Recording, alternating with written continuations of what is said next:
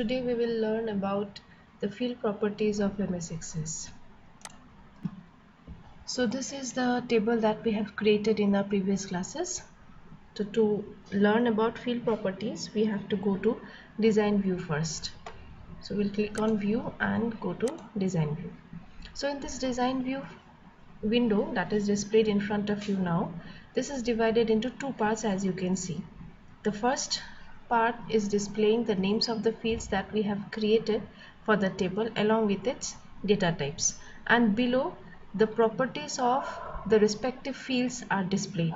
So whichever field will be selected, for that particular field the respective properties will be displayed in the lower section. So for now, by default, roll number is selected.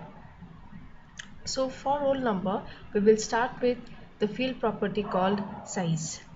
Now what is a field size? The field size will tell us how many characters or how many numbers a particular field can display. So this field size will depend on number and the text data type. So for a number data type, there are many different data types of the number type is present here. You can select any one. So these are different types of datas that we can enter inside number data type, and these vary or this keeps on changing depending on their size. How many bytes each and every type this number data type can store depends on these names. So we can select any one. So let us select long int only. So next we go to the format. So for format, again different types of formats are displayed or created inside the software. We can only use them. So if I want to create a percentage, or if I want to enter percentage inside one column, I can select percent. We can only write down the character, the numbers, and the percentage symbol will automatically be displayed. Similarly for all other values. Now since we are working with a roll number, we will be displaying a general number. So we are selecting general number. So next comes decimal places. So what are decimal places? So decimal places are the after the decimal how many numbers you want to display in the table that you can select. We can select here and see there are so many numbers present. You can select any one. These numbers will specify after the decimal point how many numbers you are displaying. So let us select auto. Next we go to input mask. Now what is input mask? To explain you input mask, let us create a field called say password. Say password. I'll write like this. For password we will select a text data type. Now what is a password? Now password is something which we use to open different applications of ours, and these passwords we do not want to reveal it in front of others. So what we can do is we can select the password field and go to input mask. So this input mask has different formats already stored inside it. We can simply use it. We can also create it by ourselves if we want to create new input mask, but for now we will be only using them. So click on the three dots.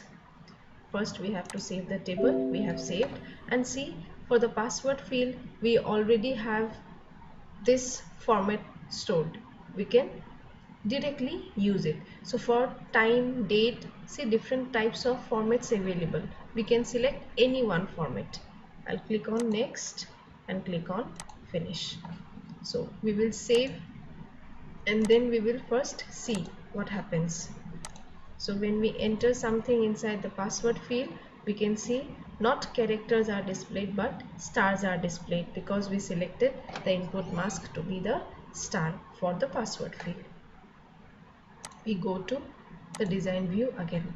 Now this is the password field. Now this password PSWRD, everyone might not understand what is password. So to make everyone understand what is password, we can create one alternate name for this field. So this alternate name will be created inside the caption property. So we can clearly write here password, and when we are writing password, you save it, go to the datasheet view and see here password is displayed. We can also change this S name. S name, we know that we are dealing with students now, so S name will be student's name only. But to make everyone understand what is S name, we can also change this S name to student's name. Say in caption, initially nothing was written, so S name was displayed. So now we will change it to student's name in the caption field, save it, go to the datasheet view and see this is changed to student name. So caption is just an alternate name that we give to our fields inside the table. So next we go to default value. What is a default value? The default value means something that is already present when we create the table. We don't have to enter values by ourselves. Say default value 0 we have set for the marks field. So by default that means all the marks column will be filled up with the 0 value even if we do not enter anything inside it. First we will save it and go to the datasheet view.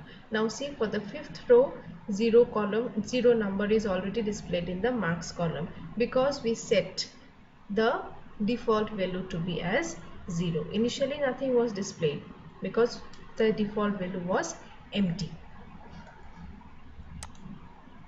Next we go to validation rule and validation text. So these two will go hand in hand. That means if one works, the other will have to work along with it.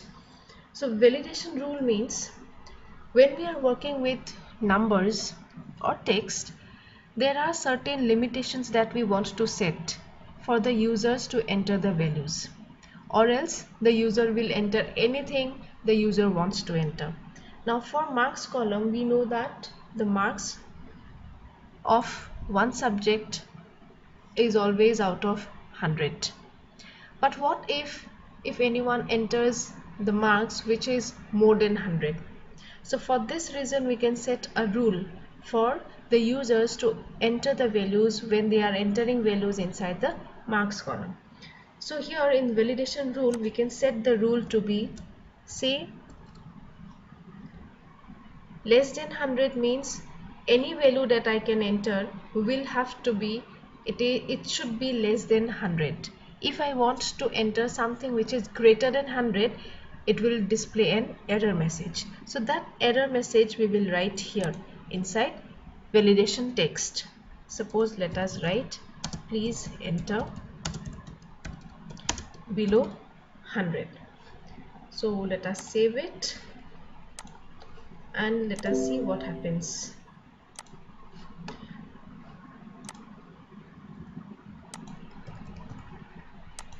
Random values I am entering. So now I am entering suppose 70. It is okay. 70 is less than 100, so no problem. Next we go to the other field and here I want to enter a value which is suppose 200, which is more than 100. Now let us see what happens. See, we get an error message. This message was typed in the validation text part. Next, now see password, all the password fields are empty except one. So now we will study what is, watch, I have to change this, otherwise it will keep showing error.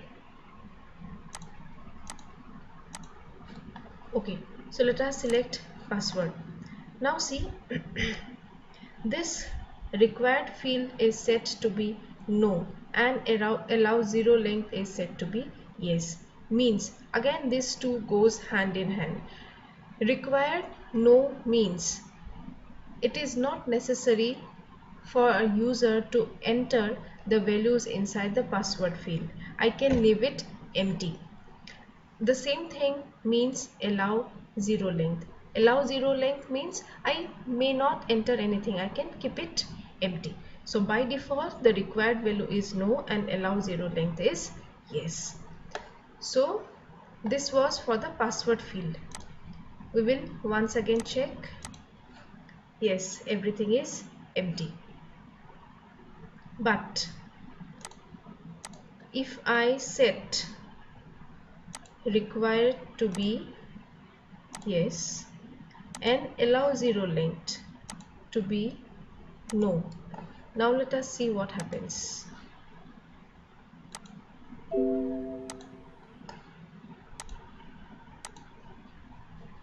Sorry, we go to datasheet view. We have to enter something. Here no error was displayed because when we created the table, that time required and allow zero length was not initiated. So here if we go on creating the values and we want to leave it empty, this will show error. And let us click here. See, we got an error. That means required and allows zero length. If the values are set to be yes and no, it does not allow one field to be empty. Something or the other we have to enter. So initially for this no error was displayed because when we created the table, when we created till this part of the table, that time required and allow zero length was not initiated for them. So I hope this is clear to you. We will wait for the next video to learn something else. Till then, stay safe. Thank you.